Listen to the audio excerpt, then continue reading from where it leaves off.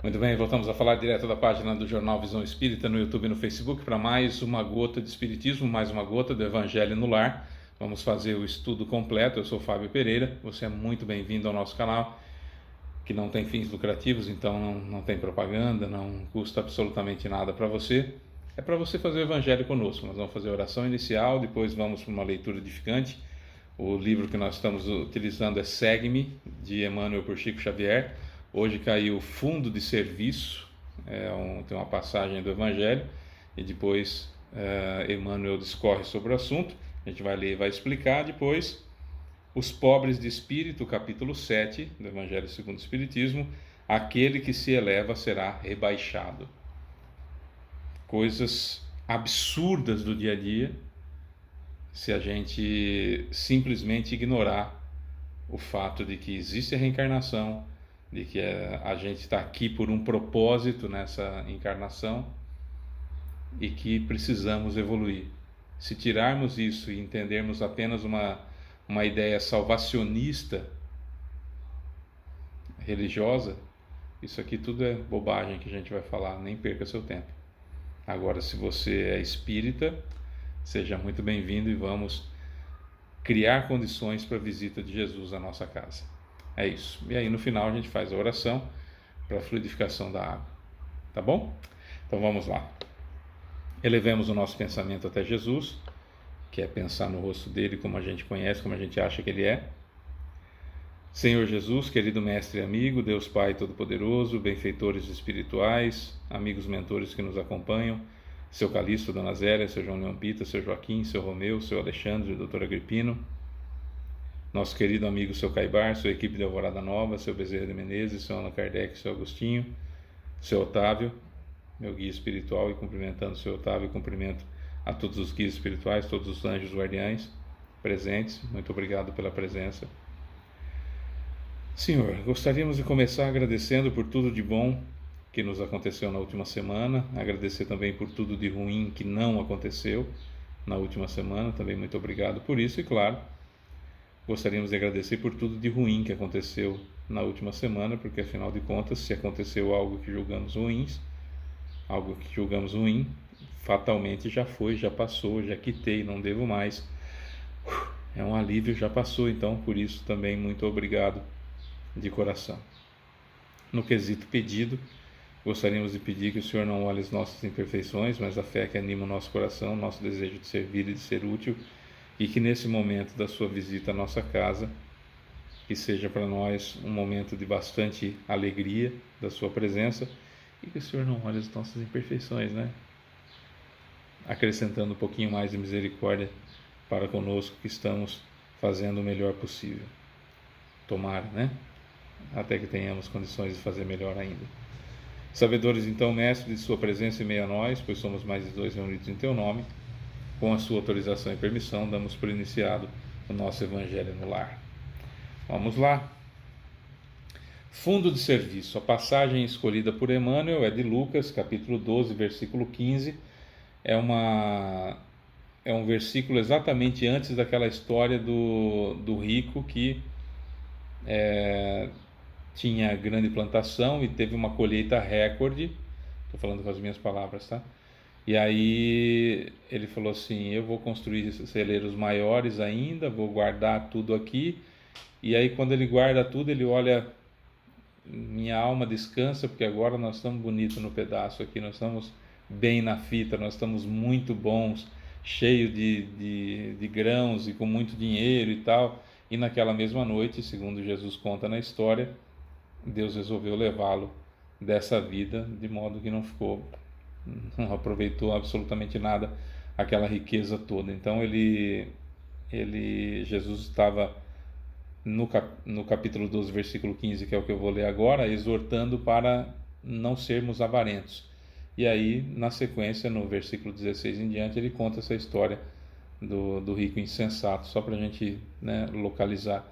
Porque quando Jesus vai falar isso agora que eu vou ler, ele estava pregando por uma grande quantidade de pessoas, e uma das pessoas que estava assistindo, um rapaz, chegou para ele e falou assim, mestre, peça que o meu irmão divida a herança comigo. Ele não está dividindo a herança dele comigo, né? A herança nossa não está dividindo comigo.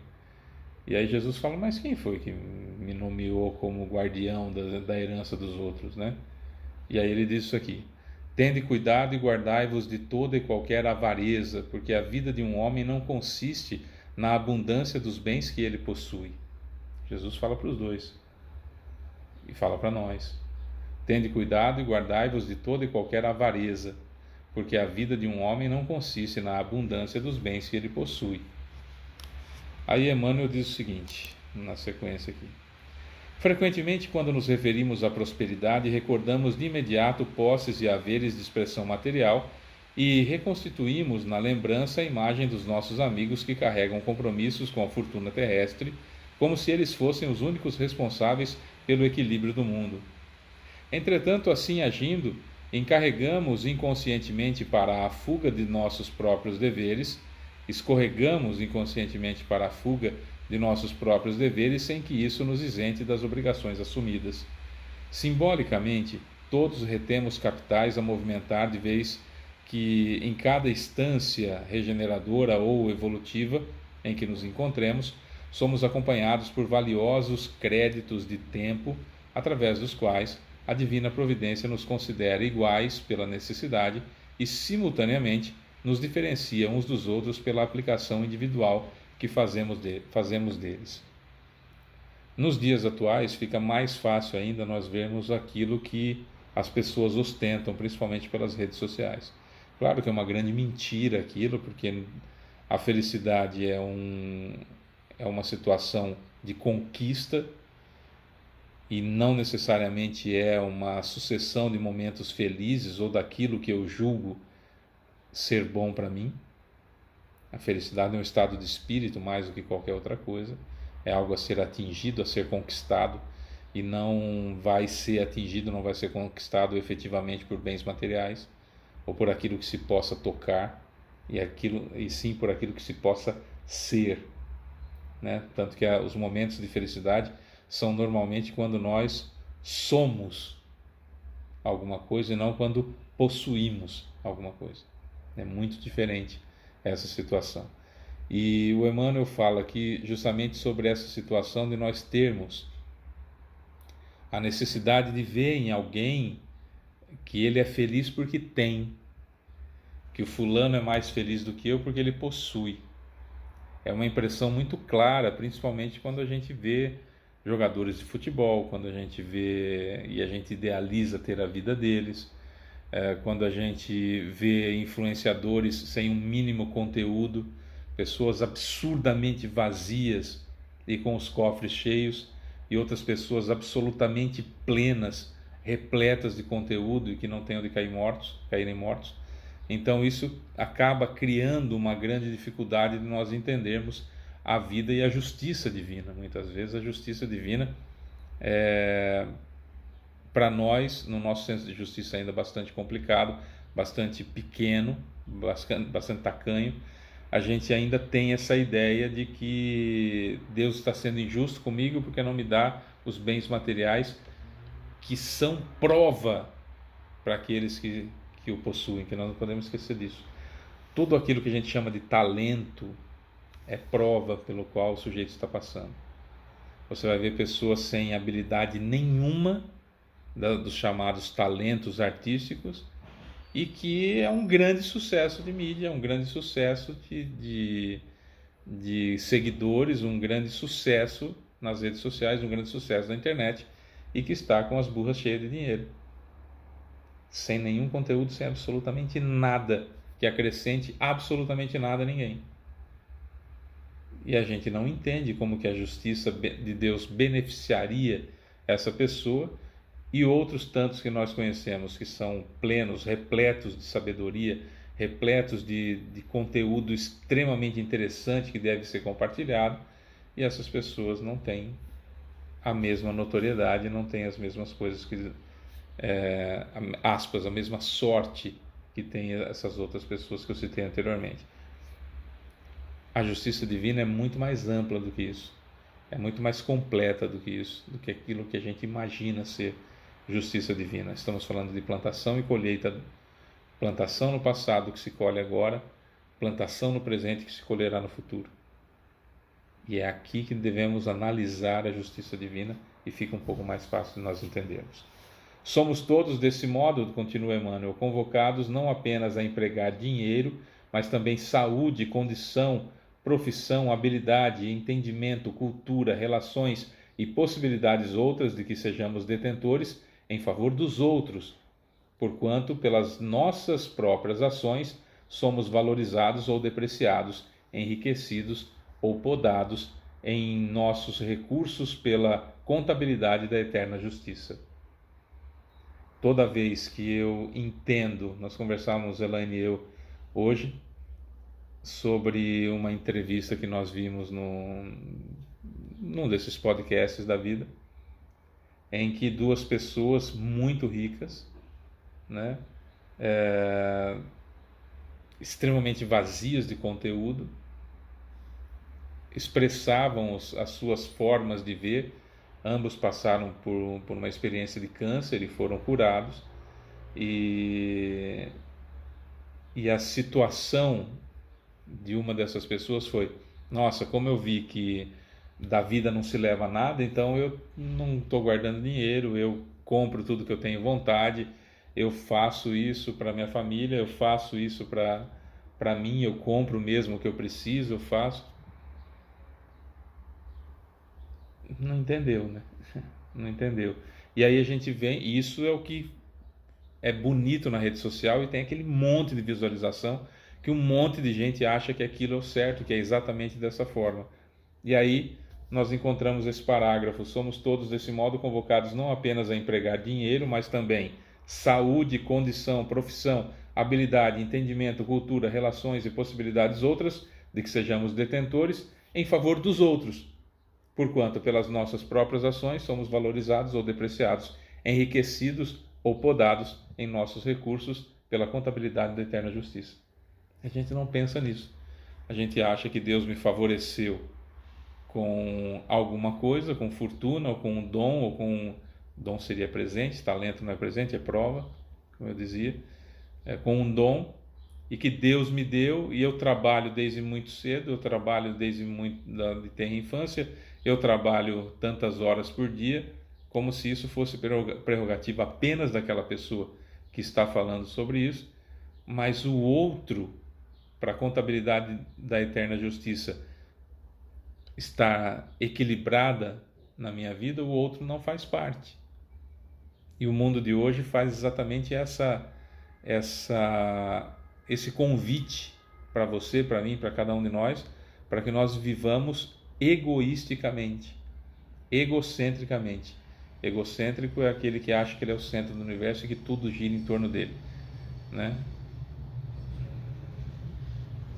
Estamos numa sociedade difícil dessa, mas dá para ser diferente se a gente quiser, né? Permaneçamos assim, continua Emmanuel, atentos às menores oportunidades de ajudar que se nos ofereçam na experiência cotidiana, aproveitando-as quanto possível, porque se as nossas reservas de tempo estão sendo realmente depositadas no fundo de serviço ao próximo, no banco da vida, a carteira do suprimento espontâneo nos enviará, estejamos onde estivermos, nos enviará. Aqui está sem o acento ali, então vou ler de novo. Permaneçamos assim atentos às menores oportunidades de ajudar que se nos ofereçam na experiência cotidiana, aproveitando-as quanto possível, porque se as nossas reservas de tempo estão sendo realmente depositadas no fundo de serviço ao próximo, no banco da vida, a carteira do suprimento espontâneo nos enviará, estejamos onde estivermos, os dividendos de auxílio e felicidade a que tenhamos direito, sem que haja de nossa parte nem mesmo a preocupação de buscar.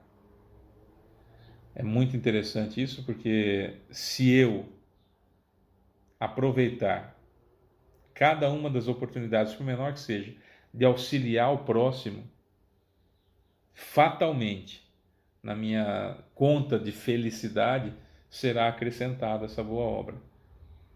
E aí tem aquela frase da conta de infelicidade que está no Evangelho segundo o Espiritismo, no capítulo 4. Todo mal que resulta do bem que eu não fiz, será creditado na minha conta de infelicidade. Então, você, nós temos uma conta de felicidade e uma conta de infelicidade. E eu, e mais ninguém, sou a única pessoa que deposita fundos nessas duas contas. Sou eu responsável pelo saldo positivo ou negativo na minha conta de felicidade ou na minha conta de infelicidade. Então, guardar-se da avareza é de fundamental importância, porque aquilo que me sobra falta a alguém, fatalmente. No capítulo 7 do Evangelho segundo o Espiritismo, no Pobres de Espírito, tem um item que é: aquele que se eleva será rebaixado. Está em Mateus capítulo 18, versículos de 1 a 5. Por essa ocasião, os discípulos se aproximaram de Jesus e lhes perguntaram: quem é o maior no reino dos céus? Jesus, chamando a si um menino, o colocou no meio deles e respondeu: digo-vos em verdade que se não vos converterdes e tornardes quais crianças, não entrareis no reino dos céus. Aquele, portanto, que se humilhar e se tornar pequeno como essa criança, será o maior no reino dos céus. E aquele que recebe em meu nome a uma criança, tal como acabo de dizer, é a mim mesmo que recebe. Claro que Jesus não está dizendo aqui necessariamente que as crianças são todas, não são, que a gente conhece verdadeiros capetas encarnados, né? Verdadeiros monstrinhos com aparência de criança, que são espíritos milenares. Ele diz da ingenuidade da criança, a simplicidade da criança, da ingenuidade, achei a palavra que eu queria, da ingenuidade da criança, em entender uma criança em sua ingenuidade, sem a malícia que nós adultos temos. A criança, ela consegue entender o que é para fazer e o que não é para ser feito. Se você chegar para a criança e falar assim: olha, o certo é você deixar essa água tampada, e você destampar a água e mostrar para ele fala assim: mas você não falou que tinha que ser tampada? Nesse exemplo tosco, bobo, simples, a pureza da criança. Depois que ela pega uma certa idade e começa a ficar malandra, não é isso que eu estou contando. Estou falando da pureza da criança.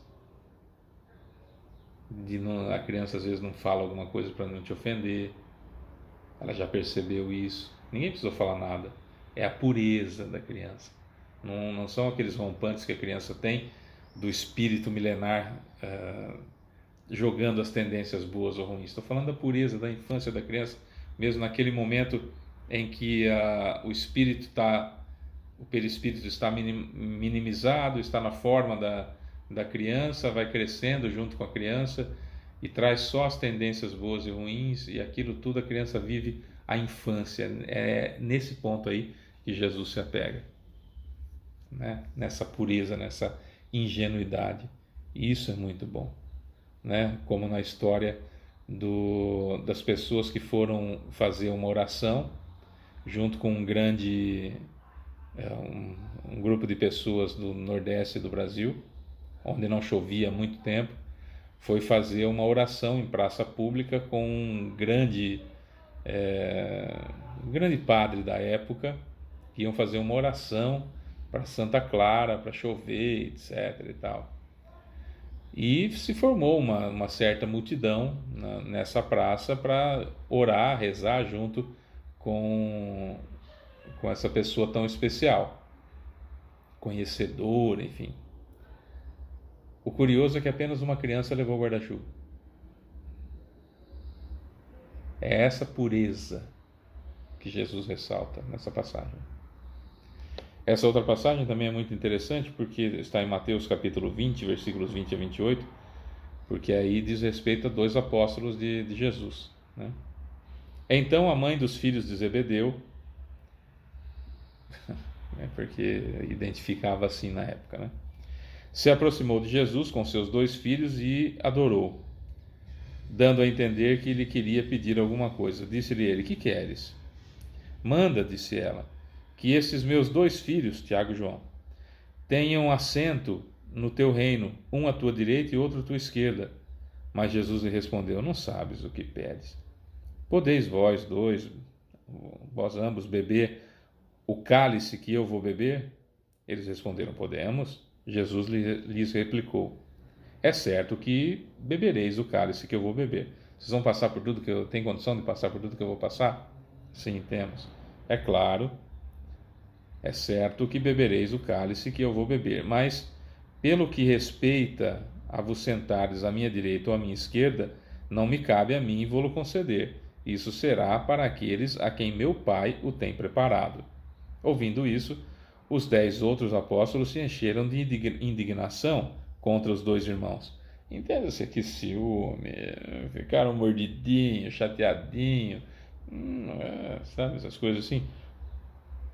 Acontecia também entre os apóstolos, claro que acontecia. Jesus, chamando-os para perto de si, lhes disse: sabeis que os príncipes das nações as dominam e que os grandes as tratam com império.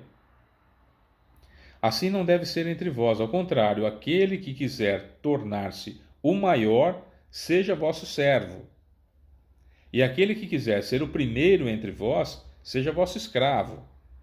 Do mesmo modo que o Filho do Homem não veio para ser servido, mas para servir e dar a vida pela redenção de muitos.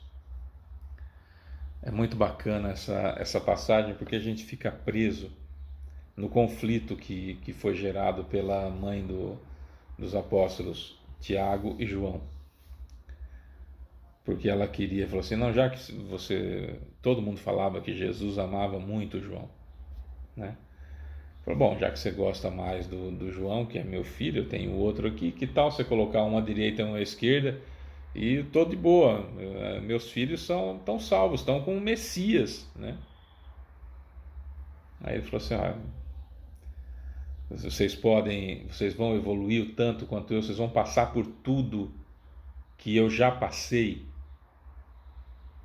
Aqui a gente pensa às vezes que ele está falando da morte na cruz e tal, ele está falando da evolução, de toda a dificuldade que é evoluir. E eles falam, sim, nós temos condição de passar.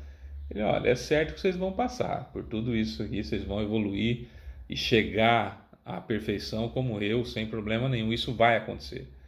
Mas quem que vai determinar quem fica do meu lado, quem fica perto de mim, não sou eu, isso aí é Deus. Porque depende claramente, evidentemente, da evolução de cada um. Não tem mágica.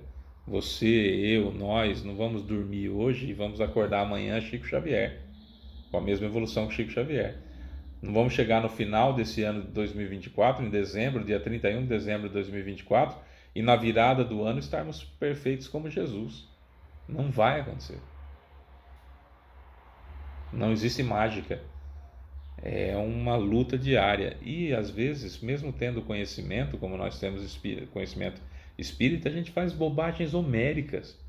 A gente faz coisas terríveis. Que depois a gente se arrepende e fala, meu Deus do céu, como é que eu fui capaz de fazer isso? E não tem como voltar atrás, já fez. Mas e a dor que causou aos outros? Vão cair muitas lágrimas dos nossos olhos de um arrependimento sincero, mas muda o fato da dor que foi causada ao outro. É esse o ponto.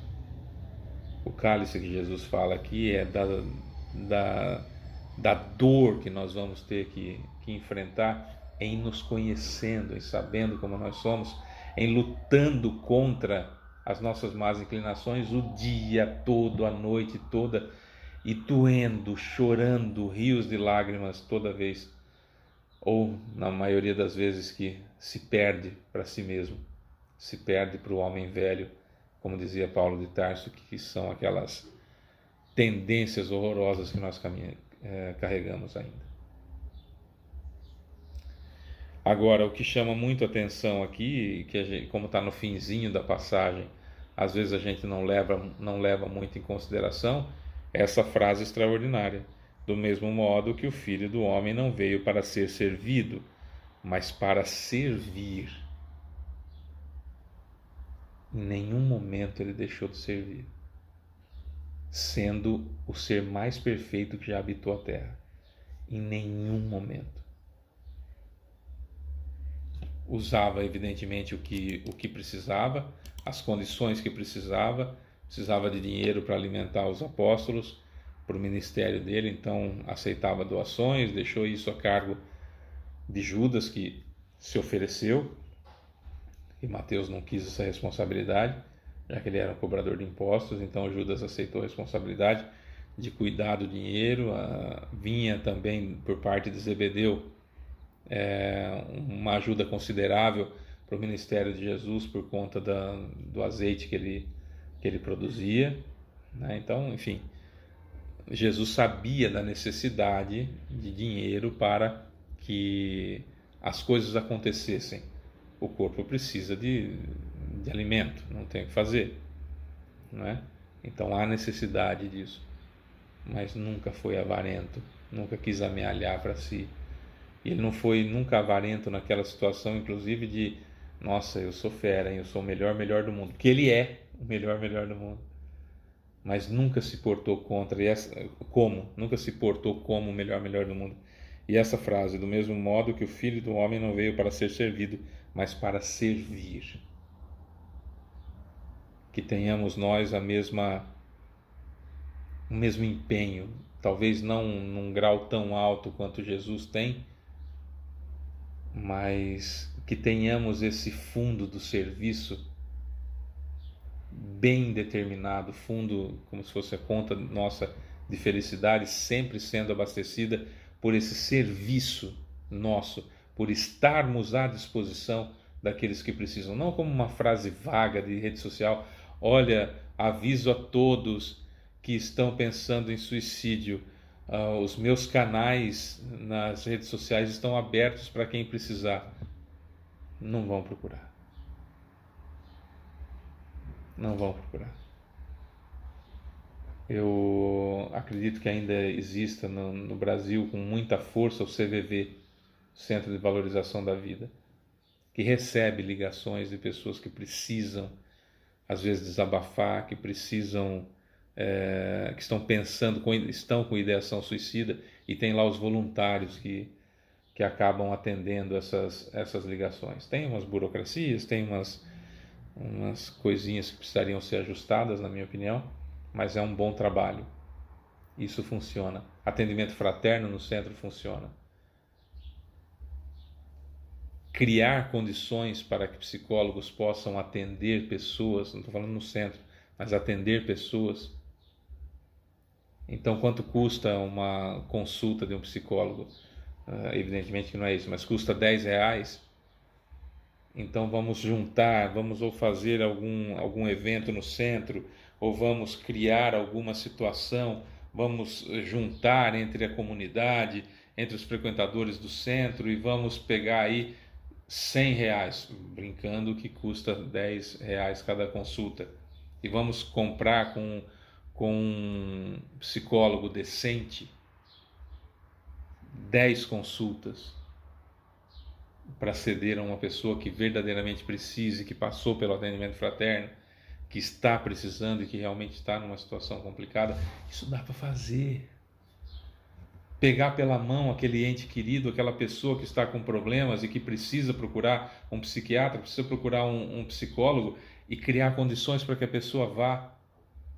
Se for preciso, que obrigue-a, que pegue-a pela mão e leve-a.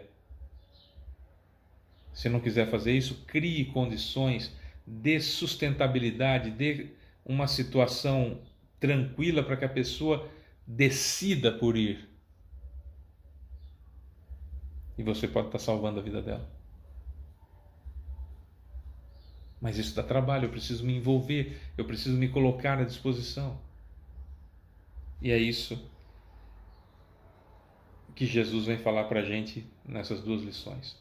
Envolva-se e crie condições para que as pessoas sejam atendidas. Não espere ganhar na loteria, não espere que o dinheiro venha fácil, faça acontecer. Certa oportunidade nós abríamos um trabalho no centro, que eu era presidente, e eu convidei uma pessoa para fazer parte.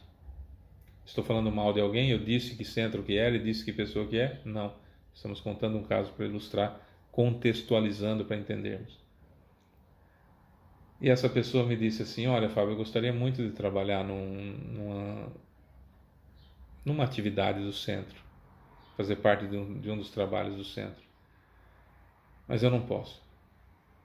Eu falei: tá bom. Eu falei: tá bom, eu não falei por quê, o que acontece, mas a pessoa sentiu necessidade de dizer. Aí ele disse assim para mim: não, é porque eu todo ano, em janeiro, eu tiro 15 dias e vou viajar. E aí eu não vou poder fazer parte desse trabalho nesse dia. Eu falei: olha, a gente no centro, a gente não tira férias de trabalho assistencial. É lógico que não tira férias de trabalho assistencial, porque durante as nossas férias as pessoas não comem. É óbvio, isso é um absurdo. Isso é um absurdo, acontece muito, mas é ridículo acontecer um negócio desse. É uma assinte, é uma violência acontecer isso. Um absurdo. Eu falei: mas você não vai ser o único no trabalho, não é? Ele falou: não. Eu falei: então vocês revezam. Estejam todos muito bem preparados e vocês revezam. Nas 2 semanas que você não estiver, alguém te substitui. Ele falou: ah, pelo amor de Deus, dá muito trabalho. E não foi. Porque ele não quis treinar alguém, ele não quis compartilhar o sei lá o que ele fala, que ele tinha de tão importante com alguém. Ele falou: não, não. E não foi. E não foi.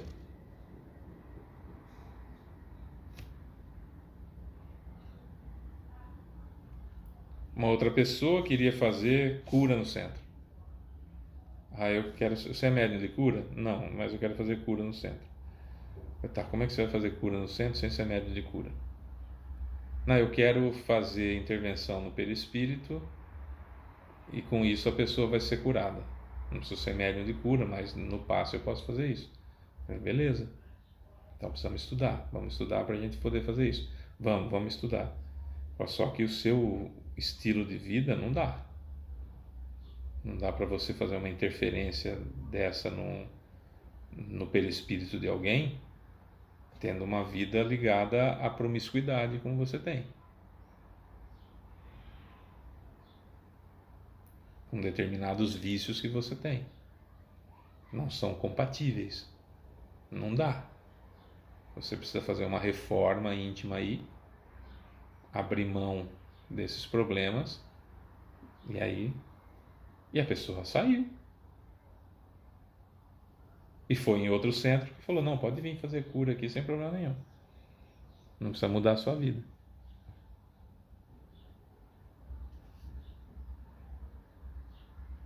É isso que nós estudamos? Ah, Deus tem que ficar contente porque eu estou aqui para trabalhar. Não preciso fazer nada, não preciso modificar.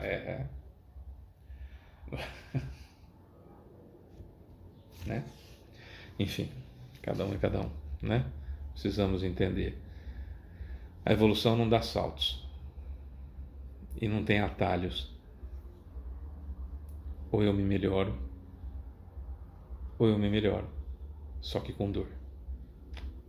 Aí é escolha de cada um, né? É isso, meus amores. Vamos lá. Vamos então finalizar o nosso Evangelho no Lar. A água, evidentemente, já foi fluidificada com tudo aquilo que há necessidade. Aqui, por exemplo, eu tenho duas garrafas. Essa daqui vai ser fluidificada para umas pessoas que não estão na nossa casa. E essa daqui, que é a mais cheia, e a que não está tão cheia, para Dona Elaine e para mim. Evidentemente que os espíritos já sabem disso e já fizeram, mas agora nós vamos finalizar com a oração final, me colocando à disposição para que algumas necessidades, além daquelas que eles já prepararam anteriormente, possa ser colocada na garrafa. Precisa estampar? Não. Precisa esticar a mão? Não. Que é tudo etéreo, né? Mas sente-se melhor com a mão aqui, faça. Não tem problema. Tá? Desde que você saiba que não precisa. O problema é ensinar errado para as pessoas. Ah, eu sempre fiz assim, então é assim. Não é assim que funciona. Né? Tudo evolui. Tudo evolui. Ah, é suficiente onde eu estou. Tem alguma coisa errada. Estacionar não é de Deus, vamos dizer assim. Já que tudo evolui o tempo todo, a todo instante, e Deus não para de criar, então, mas eu não, eu vou ficar aqui onde eu estou, estacionado, tá muito bom. Isso é no mínimo covardia. Cuidado, tá bom? Vamos lá. Senhor Jesus, querido mestre e amigo, Deus Pai Todo-Poderoso, benfeitores espirituais, amigos mentores que nos acompanham, seu Calixto, Dona Zélia, seu João Leão Pita, seu Joaquim, seu Romeu, seu Alexandre, doutor Agripino, nosso querido amigo seu Caibar, sua equipe de Alvorada Nova, seu Bezerra de Menezes, seu Allan Kardec, seu Agostinho, seu Otávio, meu guia espiritual, cumprimentando a todos os demais. Jesus, estamos aqui, felizes com a sua presença e muito obrigado por isso. Muito obrigado pelo acréscimo de misericórdia, pela vista grossa das nossas imperfeições, por ter estado conosco até agora. Muito obrigado mesmo, de coração. Vamos pedir um pouquinho? Que o Senhor não olhe as nossas imperfeições e nos utilize como instrumentos para a fluidificação da água, onde cada um de nós agora vai fazer o seu pedido em particular.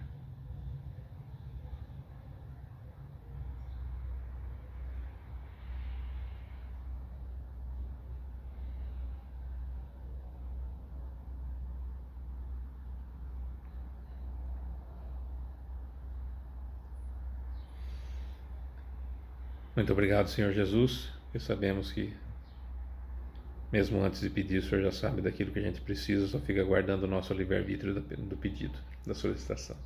Obrigado. Um beijo enorme no coração do Senhor e de todos que aqui estiveram. Até a próxima semana e que assim seja. É isso, meus amores. Semana que vem tem mais. Beijo enorme para você que fica. Tchau.